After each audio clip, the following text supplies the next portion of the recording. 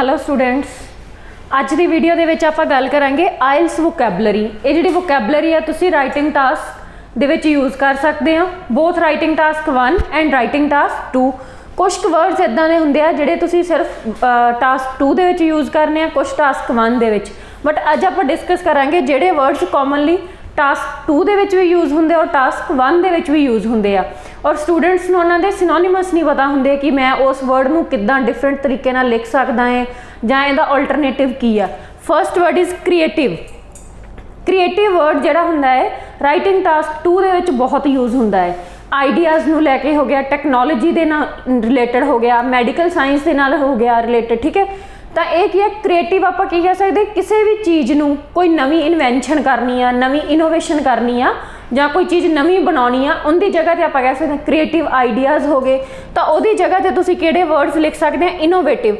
Innovative मतलब जिहड़े नवे वर्ड्स आ, आपां नवे विद एक्सपीरियंस आपां कुछ नवा सीखिया है जां विद रिसर्च हो गया, आपां वो चीज़ बनाई आ जां कोई नवी चीज़ डेवलप की, आपां उहनूं कह सकते हैं कि इनोवेट किया है।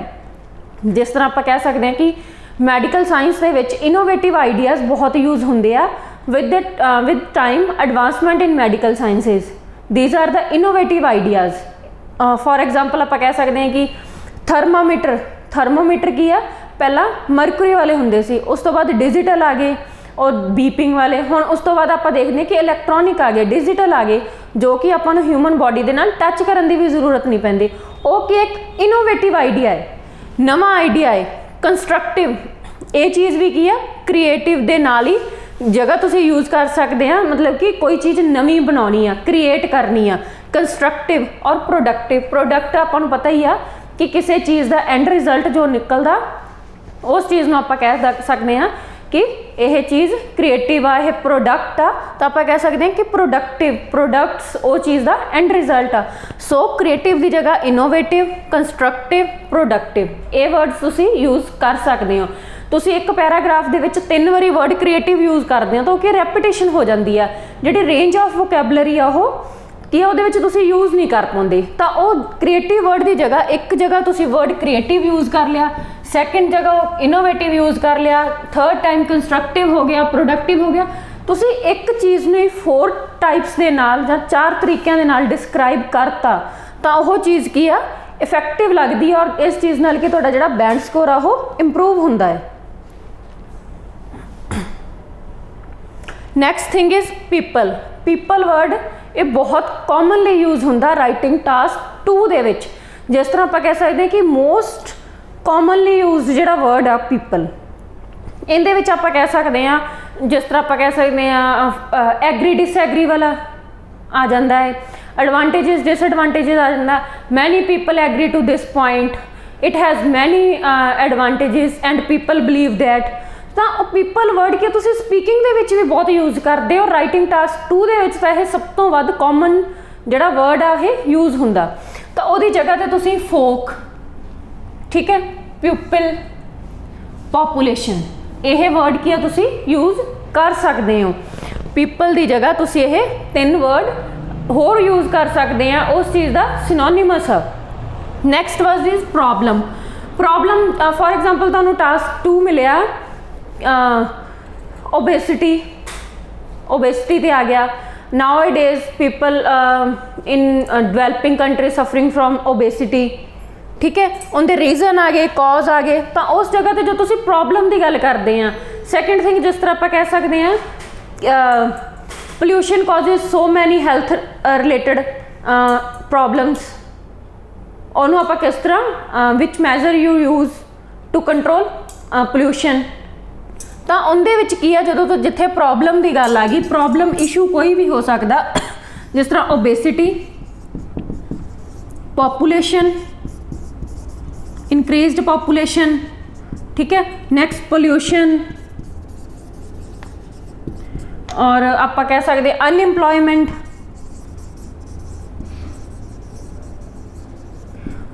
ये बहुत होर भी बहुत इशूज़ ने, इन्हां प्रॉब्लम्स तो इलावा होर भी बहुत ज़्यादा प्रॉब्लम्स ने जिन्हां दे नाल रिलेटेड टास्क 2 दे विच तुहानूं पुछया हो सकदा। तो उत्थे जदों तुसीं इन्हां चीज़ां नूं डिस्कस करना है, मेजर प्रॉब्लम आ, now it is people facing these problems, these issues, ਤਾਂ ਉਹਦੀ ਜਗ੍ਹਾ ਤੇ ਤੁਸੀਂ ਕੀ word use ਕਰ ਸਕਦੇ ਹੋ, trouble. Trouble is also synonymous of problem.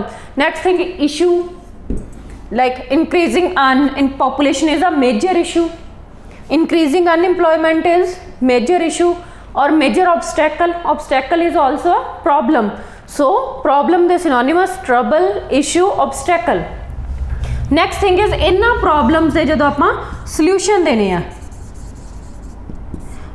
उस चीज़ में आप कहने कि प्रॉब्लम सॉल्व करनी आ, वो जो तुसी सॉल्यूशन या सॉल्व की गल करनी आ, तो वो जगह तुसी वर्ड यूज़ कर सकते हैं curb, to curb out this problem, to solve out this problem. Root out मतलब प्रॉब्लम फाइंड आउट करन तो बाद तुसी उन्हें सॉल्व करना. फॉर एग्जाम्पल आ पोल्यूशन आ, फर्स्ट थिंग इज एक ही मेजर इशू आ, to root out this obstacle these measures should be taken by government. So एक ही root out is solution word. Then eliminate मतलब किसी चीज़ नू ख़त्म करना इरेज करना, और जो वो चीज़ ख़त्म हो जूगी तो इट मीनस वो कि वो चीज़ सॉल्व हो जूगी. सो सॉल्व करना, एलिमिनेट करना, वो चीज़ सेम ही आ. आप कहने कि सॉल्व चीज़ हो रहा, एलिमिनेट चीज़ डिफरेंट आ. नो, एक ही दोनों वन एंड सेम थिंग आ. वन एंड सेम थिंग किस तरह आ जाती है.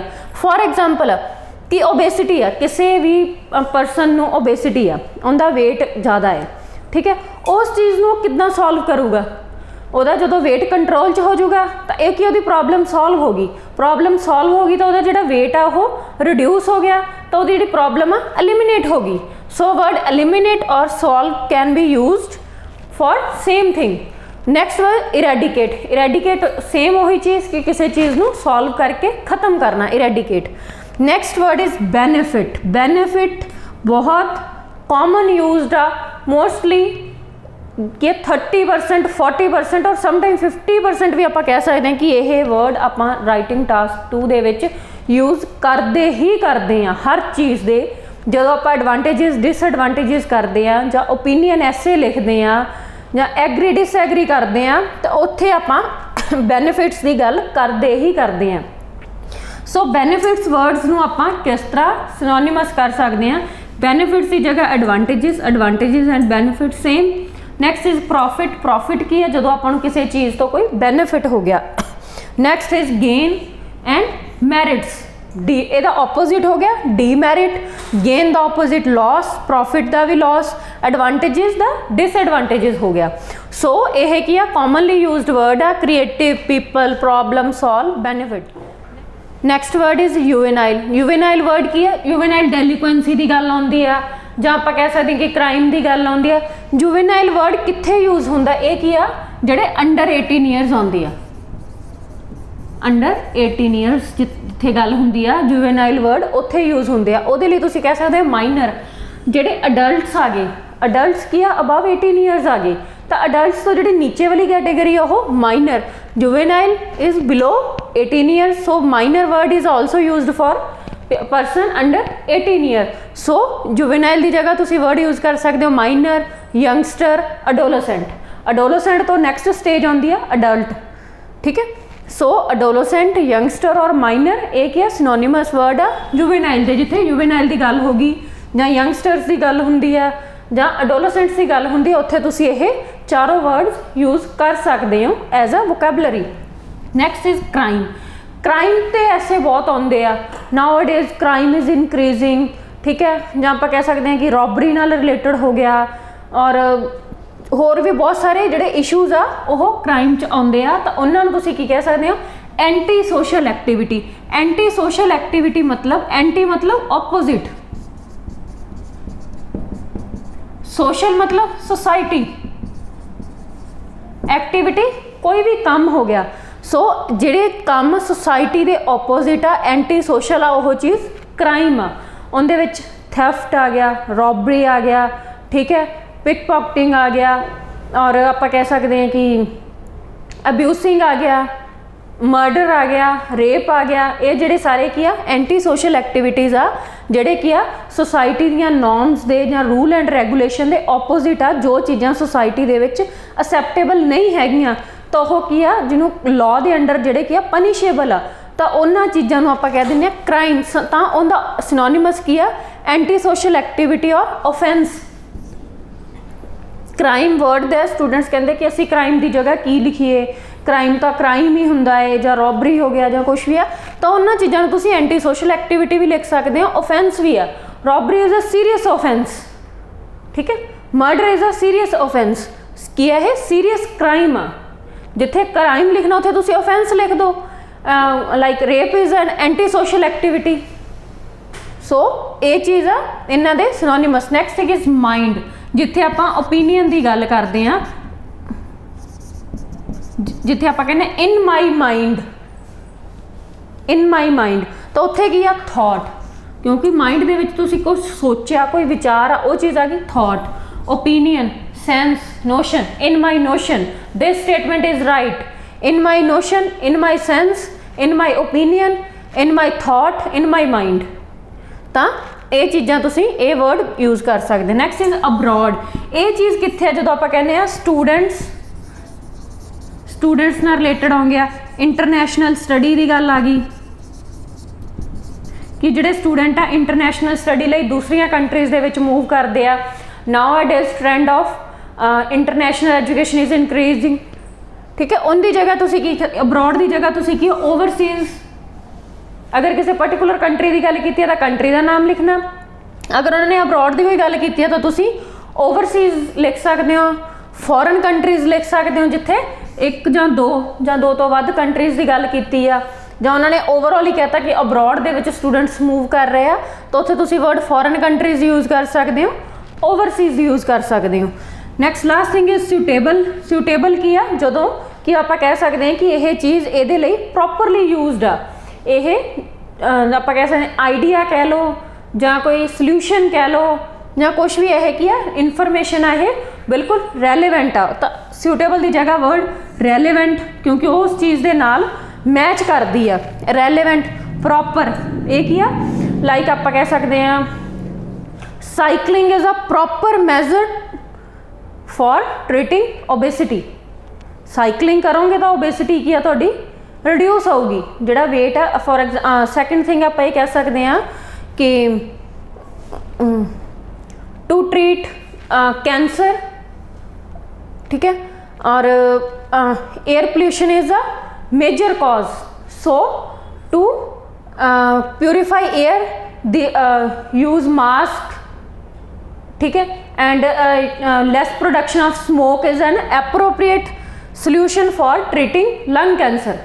वो चीज़ एप्रोप्रिएट मतलब कि उस चीज़ के नाल रेलेवेंट आ गई, उस चीज़ के लिए बिल्कुल प्रॉपर आ गई, कन्वीनियंट। सो ये वर्ड की सुटेबल है, जो आप कह सकते हैं कि किसी चीज़ ਲਈ ਇਹ ਚੀਜ਼ ਇੱਕ ਹਿਸਾਬ ਨਾਲ ਪ੍ਰੋਪਰ ਮੈਚ ਕਰਦੀ ਆ, ਬਿਲਕੁਲ ਸਹੀ ਆ, ਉਹ ਕੀ ਆ, ਸੁਟੇਬਲ ਆ। ਉਹਦੀ ਜਗ੍ਹਾ word relevant, proper, appropriate, convenient.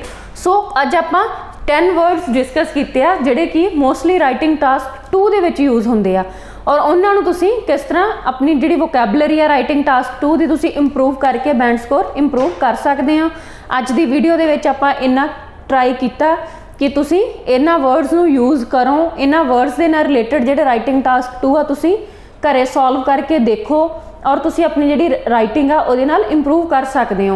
Next videos दे विच कि आपां होर वर्ड्स दे बारे डिस्कस करांगे ताकि तुहानूं हर तरह का टास्क अटैम्प्ट करन दे विच कोई भी प्रॉब्लम ना आवे। होप सो यह वीडियो तुहाडे लई बेनीफिशियल होगी स्टूडेंट। Thank you.